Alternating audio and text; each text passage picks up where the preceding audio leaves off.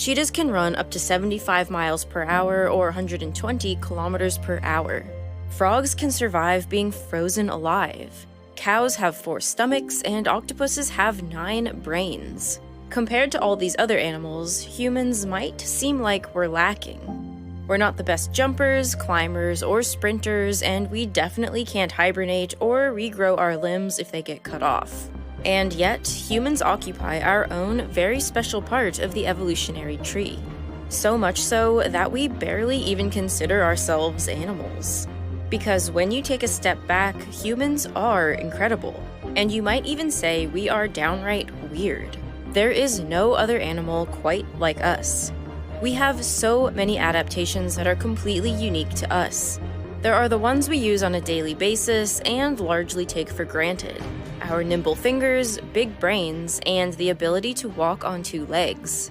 These assets have allowed us to create megacities and occupy nearly every habitat across the world, as we've been exploring in our Nebula Original series, Becoming Human. But then there are the adaptations that we don't see every day. Adaptations that some of us have, but never use, or adaptations that only select groups of people have. From throwing to diving to high-altitude climbing, when properly trained, humans are one of the most incredible athletes of the animal kingdom.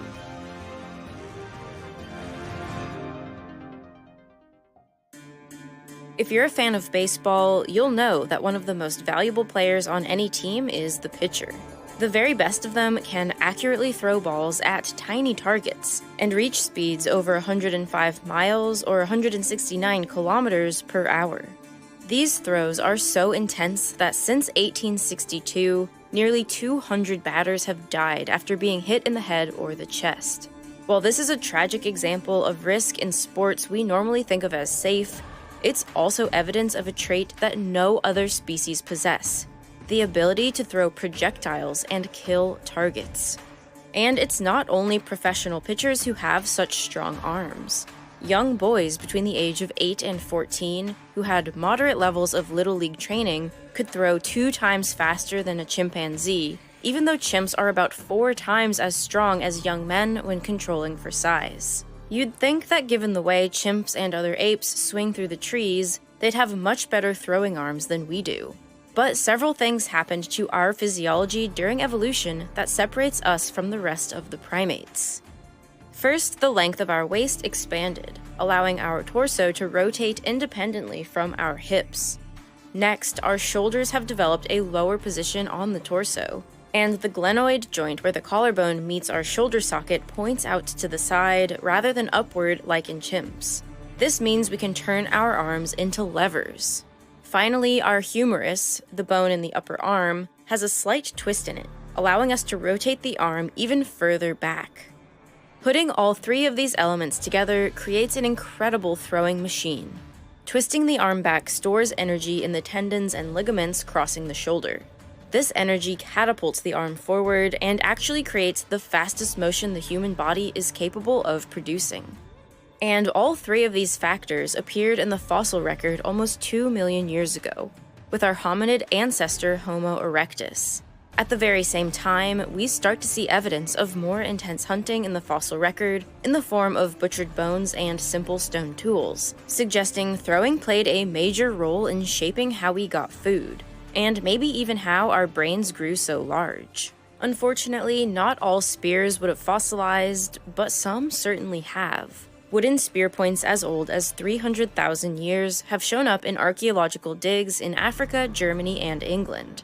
While some ethnographers argue that these spears were too heavy to go very far as projectiles, a more recent study conducted with trained javelin athletes found that these spears can be thrown farther than 50 meters and at speeds ranging from 12 to 21 meters per second. At such high speeds and distances, it was more than possible for ancient humans to take down large prey from a relatively safe distance. This throwing ability may have also been used for fighting between humans as well, which we can still see today. Whether hunting or fighting was the key to unlocking our killer arms, it's clear that this adaptation has had a huge impact on how we live, play, and compete. But our early ancestors weren't only expanding their abilities in hunting on land. They were also foraying into a territory no other primate had ever been. One of our wildest adaptations is one that was born simply out of a need to not drown. It's an adaptation that is not unique to humans, but one that humans have learned to manipulate for incredible athletic purposes. In 2007, a freediver reached a depth of 214 meters, holding his breath for longer than 3 minutes while he plunged deep into the ocean. The record for stationary breath holding is perhaps even more incredible, a full 24.5 minutes without any air. Freedivers like this are making use of the mammalian dive reflex, a set of physiological changes that take place in the body in response to a mammal being submerged in water and holding its breath, whether that's done voluntarily or not. The dive reflex in humans begins when you submerge yourself, specifically your face, in cold water while holding your breath. The cold water triggers the trigeminal nerve to send signals to the brainstem to initiate the survival response. First, the heart almost immediately enters bradycardia, a dramatically slowed rhythm. Then, the capillaries in the fingers, toes, hands, and feet constrict, and blood flow is directed to the brain and heart. As the oxygen level in the lungs drops more and more, carotid bodies send out even more signals to the brainstem to further constrict blood flow in the extremities in order to save it for vital organs. In a life or death situation, this response can keep enough oxygen flowing to the organs that need it most to keep you from dying. But there's even more happening with our organs. The spleen, which helps filter blood, also controls the level of red blood cells, white blood cells, and platelets circulating our bodies. When humans go underwater, the spleen responds by contracting to squeeze out a burst of oxygen-carrying red blood cells. This is another important survival mechanism. However, when you compare the spleen sizes of different populations in the world, you start to see that humans have taken this don't die mechanism and turned it into a badass ocean superpower. Take the Bajau people, for example, who live around Indonesia, the Philippines, and Malaysia. They survive by collecting shellfish off the seafloor and are known for their extraordinary ability to hold their breath. They dive repeatedly for about 8 hours a day to depths of over 70 meters for several minutes at a time. Compared to nearby, non-diving populations, the Bajau have spleens that are 50% larger. And this anatomical quirk isn't just a consequence of repeated diving. The Bajau who don't do as much diving on a daily basis still have a larger spleen, meaning it's an evolutionary response to this group's diving lifestyle. But researchers think it's not just the Bajau who have leveraged the mammalian dive reflex to give themselves a leg up while hunting. Perhaps our entire species has been foraying into the seas for a long, long time. Just look at our other primate relatives for context. Gorillas and chimps have the same diving reflex that we do, but they are nowhere near as comfortable or proficient in the water. In 1960, marine biologist Alistair Hardy proposed the aquatic ape theory, suggesting that early humans foraged for aquatic foods and spent hours at a time in the water. He pointed to things like our furlessness and the layer of body fat under our skin that other primates don't have. But the theory became something of a catch-all, an umbrella argument used to explain many elements of the human body. It was largely dismissed by the archaeological and anthropological communities. That said, there is evidence in the fossil record of our close relationship with aquatic environments. A Homo erectus site in northern Kenya holds the butchered remains of turtles, crocodiles, and fish dating back nearly 2 million years. And a number of Neanderthal skulls have been found to have extoses, bony growths in the ear canal that forms with repeated exposure to cold and wet conditions. In modern humans, they're often found in surfers, divers, and swimmers. And even if freediving didn't shape our evolution from the beginning, there's certainly no denying that people today have learned to push the limits with the aquatic adaptations we do have. For those of us who can't imagine diving 3 meters down or holding your breath for more than a minute, it's worth mentioning that all of these skills can be improved with some training, leading researchers to suggest that maybe we are all better suited to the aquatic world than it might initially seem. While we might all have some ability to throw a spear or hold our breath and swim, there are some human adaptations reserved for only a select few. Adaptations found high in the mountains. At sea level, in cities like Boston or Miami, the atmosphere is filled with a comfortable 21% oxygen. But as the altitude increases, the effective oxygen level begins to steadily drop.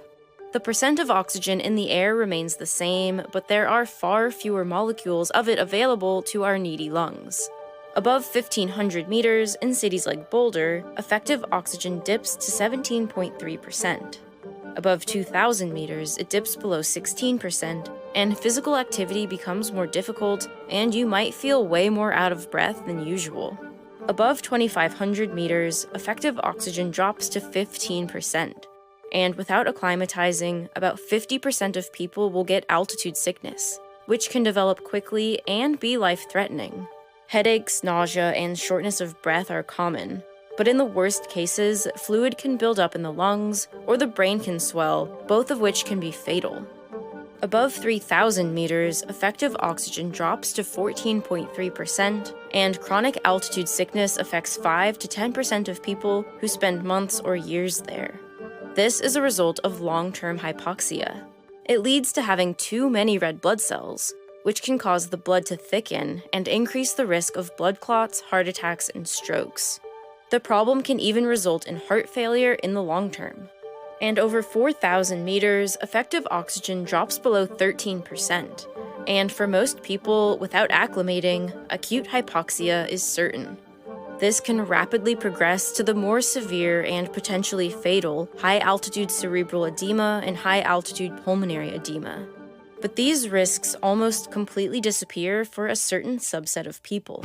A subset of people who have historically lived in 3 high-altitude locations around the world: the Tibetan Plateau in Asia, the Andean Altiplano in South America, and the Samian Plateau in Ethiopia. These locations range between 2,500 to over 4,000 meters. In each of these places, the human body has adapted remarkably well to harsh conditions, but not always in the same way. In the Andes and some parts of high-altitude Ethiopia, Highlanders have more oxygen-carrying hemoglobin in their blood than those who live closer to sea level. Having more hemoglobin to carry oxygen through the blood system than people at sea level counterbalances the effects of hypoxia. But in Tibet and other parts of high-altitude Ethiopia, people have far less hemoglobin than the Andeans, at levels more similar to people who live at sea level. They instead have genetic changes that have allowed them to use smaller amounts of oxygen more efficiently. For one, they naturally take more breaths per minute than people who live at sea level. And then on top of that, their lungs generate larger amounts of nitric oxide from the air that they breathe. This nitric oxide works to increase the diameter of their blood vessels, allowing them to deliver oxygen throughout their bodies more effectively than sea level people do. And of the Tibetans, there is one group that uses this natural ability to its extremes: the Sherpa climbing community. The Sherpa are one of the Tibetan ethnic groups native to the most mountainous regions of Nepal, Tibet, and the Himalayas. And of this group, those who have dedicated their lives to mountaineering are regarded as some of the most elite mountain climbers to have ever lived. Sherpa Tenzing Norgay was the first person to summit Mount Everest alongside Edmund Hillary in 1953. And since then, Sherpa records on Mount Everest have not stopped.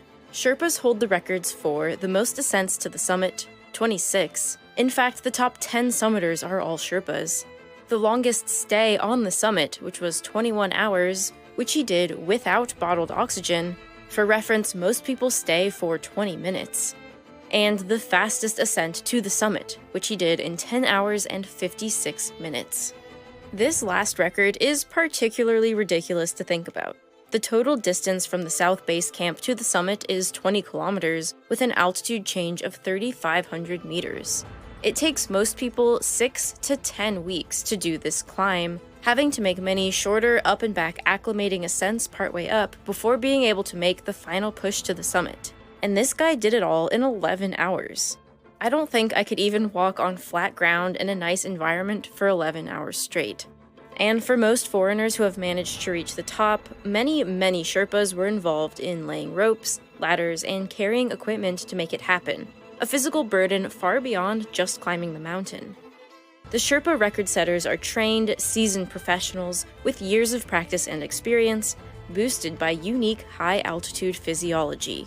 Some people even try to mimic this enhanced ability for exercise by training at high altitude, but the benefits they get from this strategy are always short-lived. Only those populations that have a long history of living in high-altitude places have genetic changes that allow their bodies to thrive in places where most of us struggle. How the human body will continue to change in the future is an open question, because evolution isn't done with us yet.